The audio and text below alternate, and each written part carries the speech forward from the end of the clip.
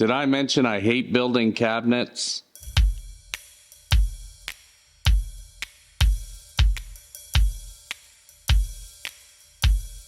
Hey guys, welcome back to the shop.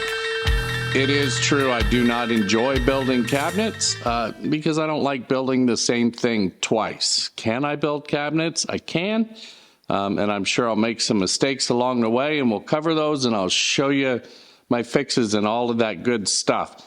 To start with today, and I'm going to put a picture up here, I'm going to start with these 3 cabinets above the stove.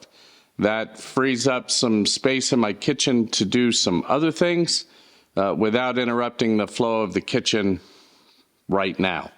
So I'm also very much out of space in my shop. The slabs from the desks are still here. They're due to go out next week. But in the meantime, I got to work around that.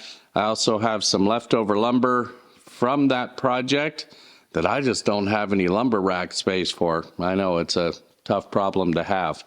And then I have all the new material coming in. I have the plywood here.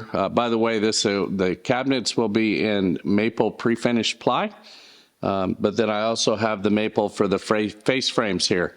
So I'm going to do the best I can today, and I'm going to try to get this material broke down, all of it oversized a little bit, and then I'll refine it at the table saw.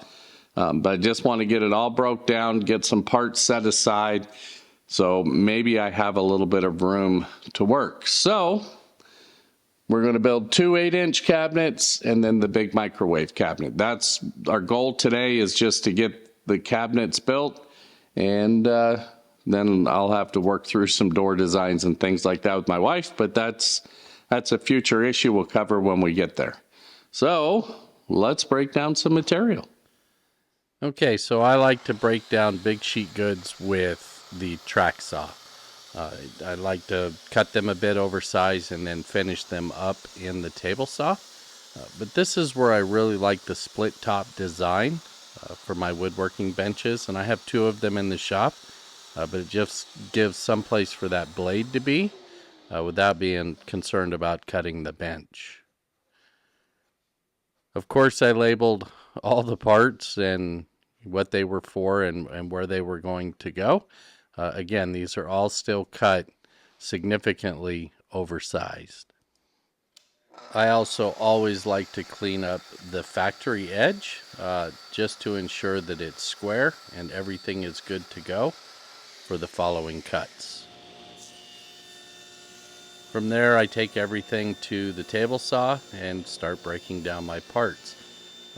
The saw guides on the saw were a huge help in this process.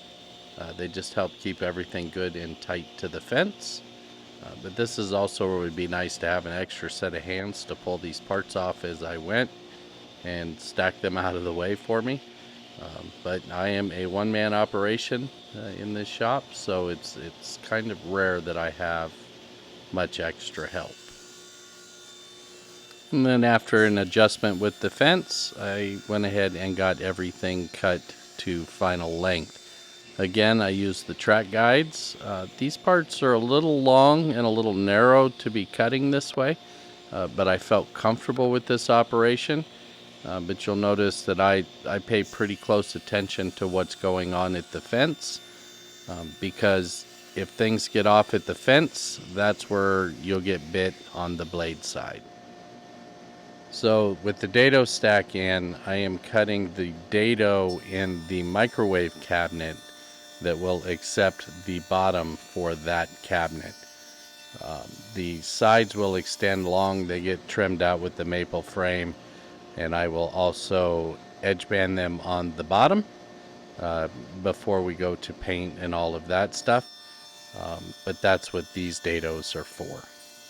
Next up was the dado in the bottom, which I moved up the cabinet just a little bit. There will be recessed lighting under these cabinets, so this just gives me the space that I need underneath to recess that LED lighting and the components and things that go with that.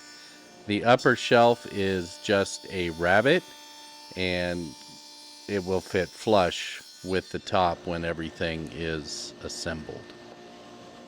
So next up was cutting the shelf pin holes. Obviously this is the Festool system, and the eagle eyes among you will notice that I do not have this base mounted correctly to the router. Frankly, I couldn't find my screws, and I just found a way to hodgepodge it together and make it work to get me through 2 cabinets worth of shelf pins. Ultimately, it worked just fine. From there, it was back over to the table saw where I adjusted the dado stack for the 1/2-inch back panel that will be in these cabinets, and using the sacrificial fence as well. And there were a lot of parts to cut here, so this took me a minute or two. The back panel for the microwave cabinet I did at the router table because this needed to be a stopped dado.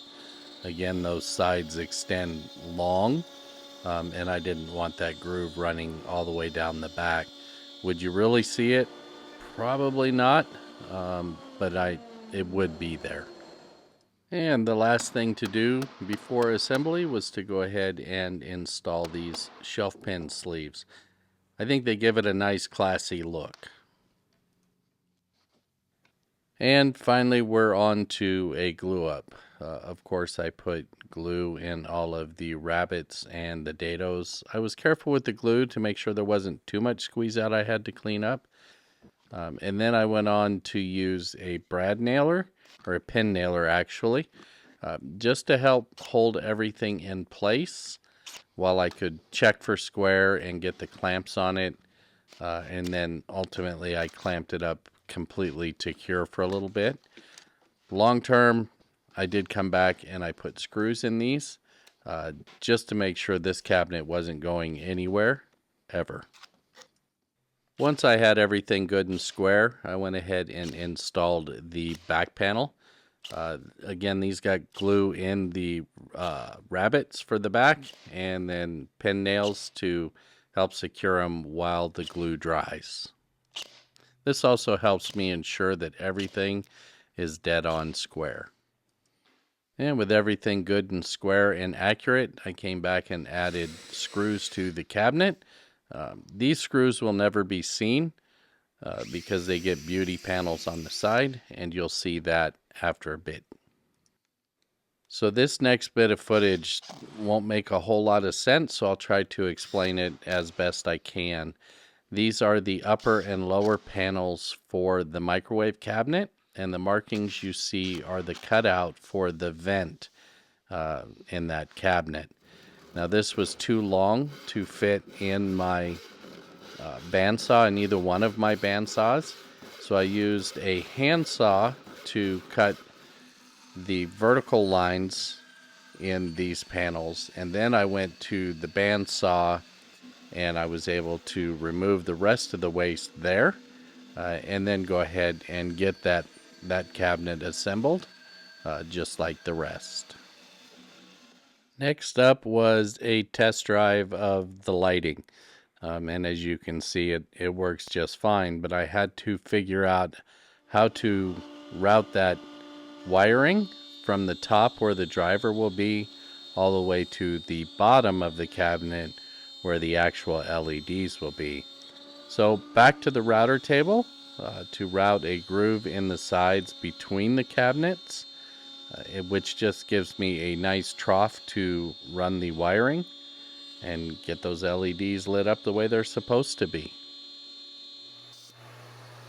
So these are the beauty panels for the sides of the cabinets. Ultimately, my wife wanted white cabinets in her kitchen. So these will be the ends of those cabinets that will be visible in the kitchen. I'm using a Fuji HVLP. This is actually a Q4. And I'll put a link in the show notes to the actual material that I'm using. This is just the primer coat. I did 2 coats of primer and I sanded in between coats. And then I came back with the top coat. And to attach these panels, I'm using Total Boat's Thixo here. Probably way overkill for this project, I should have just probably rough sanded up that pre-finished maple and just used regular yellow wood glue. It would have been fine since it's all plywood. But this is what I used because I wanted to try something different. The product worked as advertised and no issues, but it is a little bit on the expensive side. And of course I used some rags and things like that and clamped these panels down and let them cure. The pin nails will all land in the field next to the other cabinet, so will not be seen.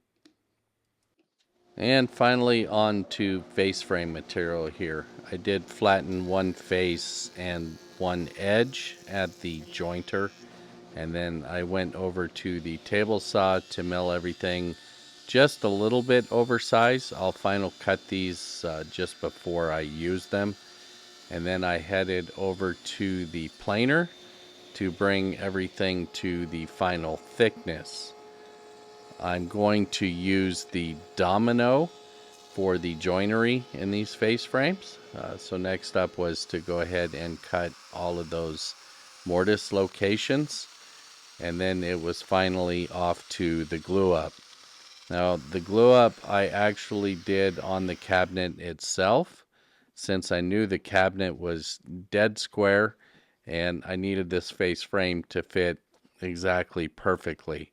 So I would put a piece on, add the dominoes, add the next couple of pieces, and then more dominoes, add the final piece, and then clamp everything square to the cabinet. With the face frames glued up and squared to the cabinet, I went ahead and marked for some domino locations. I'll be using dominoes to attach these to the cabinet itself along with glue.